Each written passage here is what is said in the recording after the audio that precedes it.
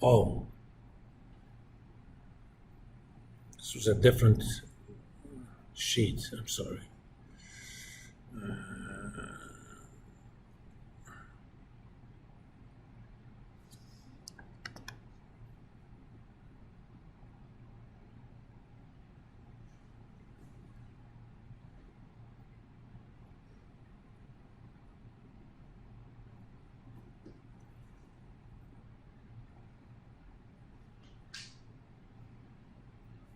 Okay, this should be in duration.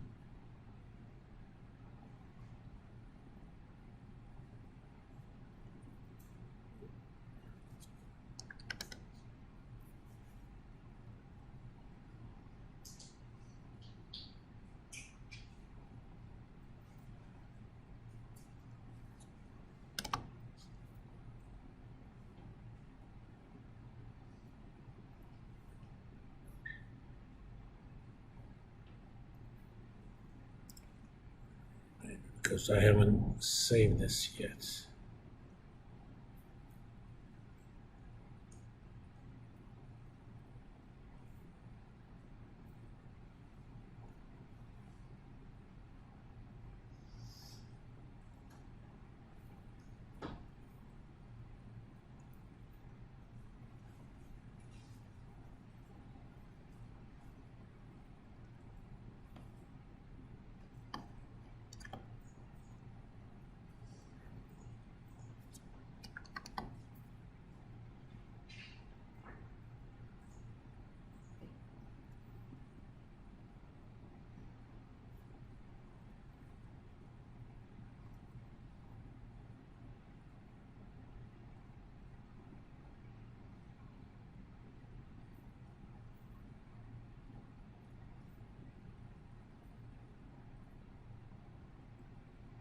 What happened to my file?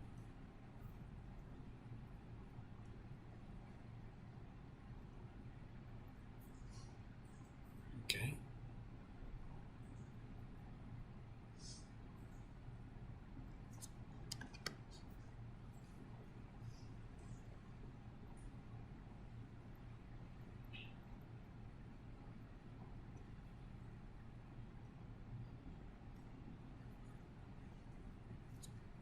Let me directly write it.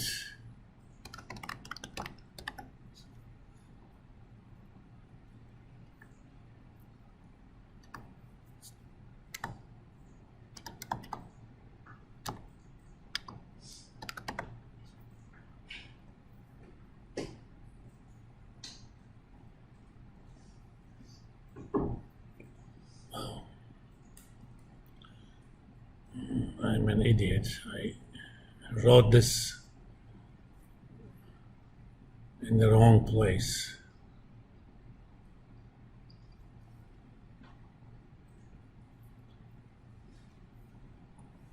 Let me close it and reopen it.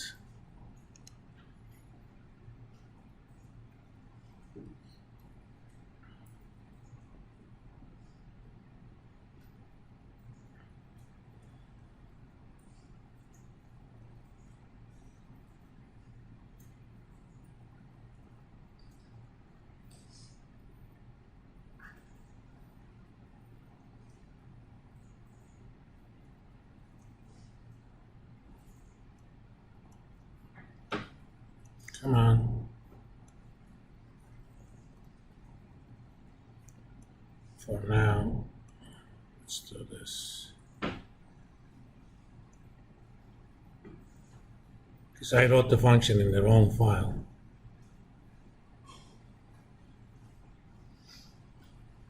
Copy that. Duration, insert, module.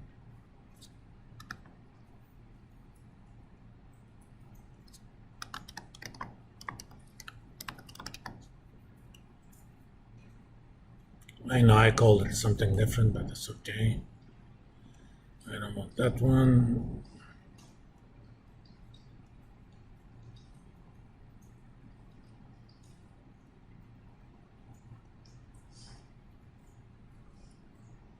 Let's try it again. Okay, it gave a value code, that's fine. Let's go get it from function helper.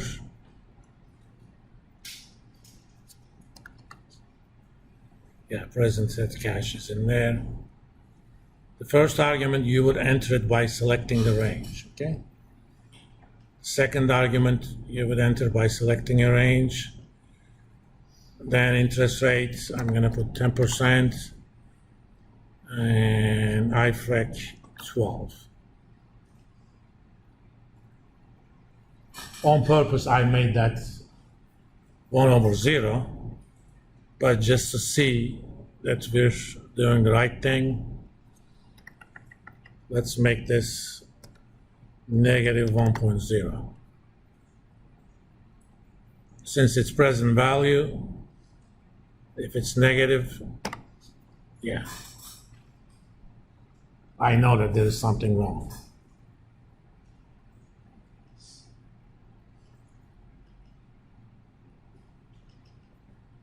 I'm going to change that, but at this point, I just want to make sure that it does the right thing. All right.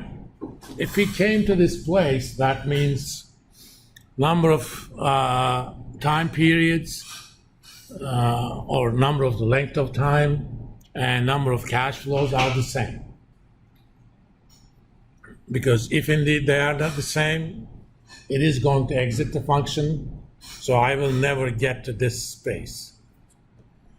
Now, all I have to do is, for all of them, I have to calculate the present value. But first thing I'm gonna do dim p rate as double. Let's calculate p rate as the I rate, which is given as an APR divided by the frequency of compounding, because I'm going to keep needing that thing. And let's also have this dim iCache as double.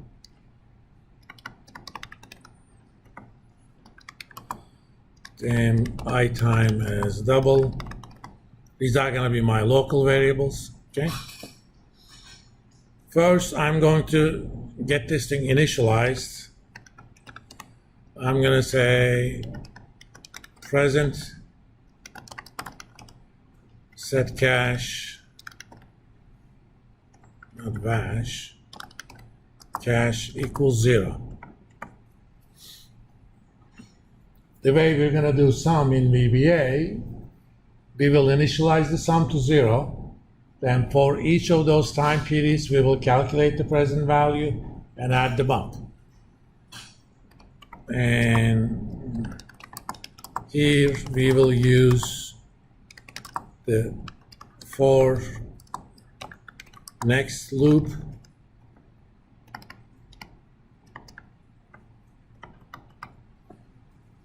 And here is how we do. For I count equals 1 to,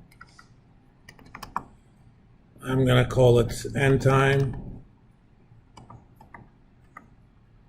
and finish it with next I count.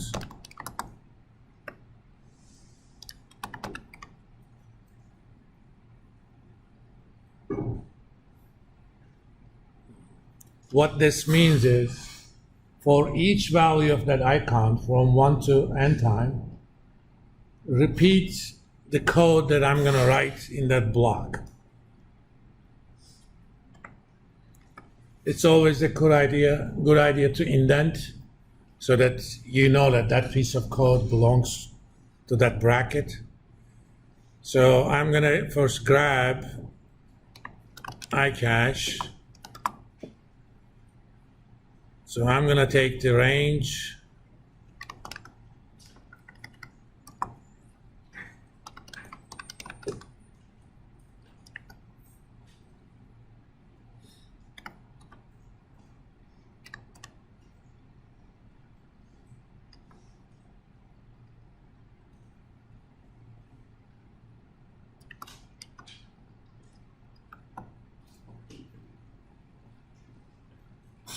No, not one.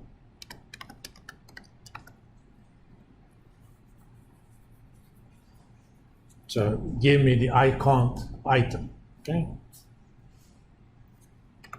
And same thing with iTime, time range dot item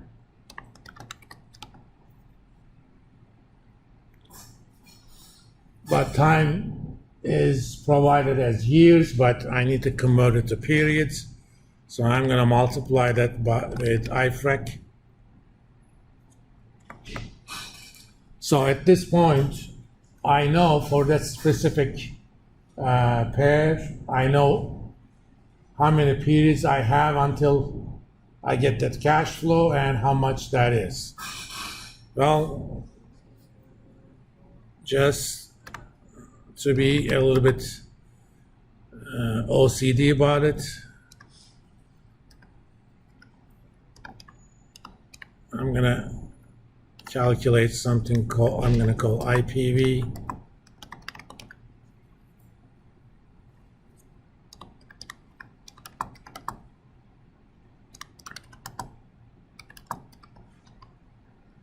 One plus P rate raised to the power I time. If you have a function to calculate the present value directly, we could have used that too, but it's simple enough. And this way, I have calculated the present value of that cash flow. All I have to do is update the running sum. Present set cash equals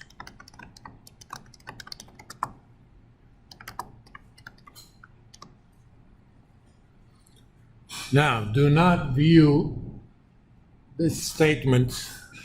Let me make the font a little bit bigger.